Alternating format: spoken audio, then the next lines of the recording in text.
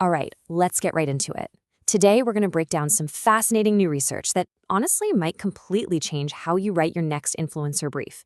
If you're putting any budget at all behind creators, you're going to want to hear this.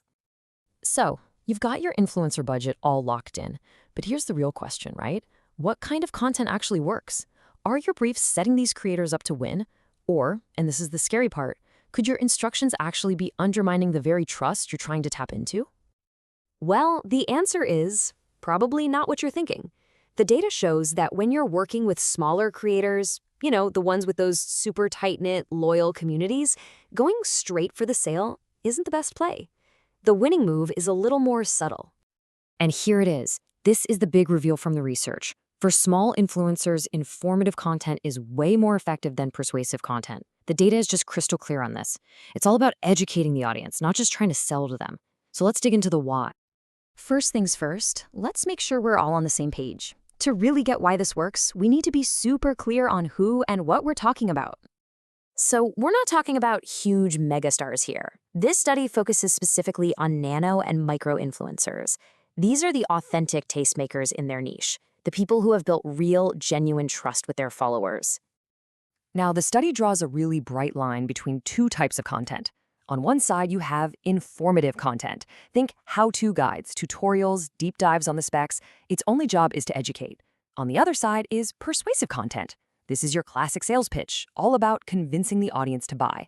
The goal is completely different, and that's the absolute key to this whole thing. Okay, so why does this distinction matter so much? Because the one thing that makes these small influencers so valuable, their authenticity, is also incredibly fragile. Just think about this chain reaction in a follower's mind. They trust this person for authentic advice, and then suddenly they get hit with a hard sell. Right away, their internal ad alarm starts blaring. They immediately start questioning the motive, and just like that precious trust begins to crack. And wow, the data here really tells the story. Look at that difference. Informative content builds trust. It reinforces the creator's authority as an expert. But persuasive content can send that trust score right into a nosedive. It's kind of wild. You're essentially paying for their trust, then asking them to do something that makes them less trustworthy. So here's the bottom line.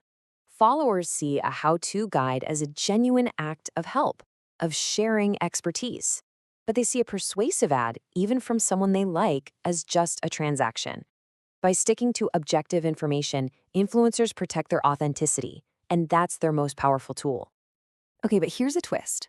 What about your brand's own social media channels? Does this persuasion penalty apply when the content comes directly from you? And the answer is no. It's fascinating, right?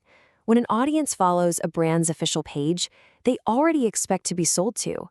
That intent is just baked into the relationship. So for your own channels, a mix of informative tutorials and persuasive posts can work just fine. The rules of the game are completely different depending on who's talking. Okay, let's get practical. How do we take all this great research and turn it into a concrete playbook you can use tomorrow? Let's get into it. Think of this as your new cheat sheet. It's pretty simple. With your small influencers, you're going to want to prioritize informative content. On your own channels, you have the green light for a mix of both. It's all about matching the content type to the source. So let's boil this down to 3 simple action items for your team. Number 1, in your next influencer brief, ask for a how-to, not just a why you should buy. 2, tell your creators to show, not just sell. And 3, for your own channels, keep that healthy mix of helpful and persuasive content. It's a simple shift that can have a huge impact. And really, that's the big question this all leads to. Is your current strategy building real, long-term trust, or is it just renting a short-term audience? By shifting your approach from persuasion to information, you're not just aiming for a single conversion. You're investing in the kind of authenticity that pays off for your brand for a long, long time. And that little change in perspective could change everything.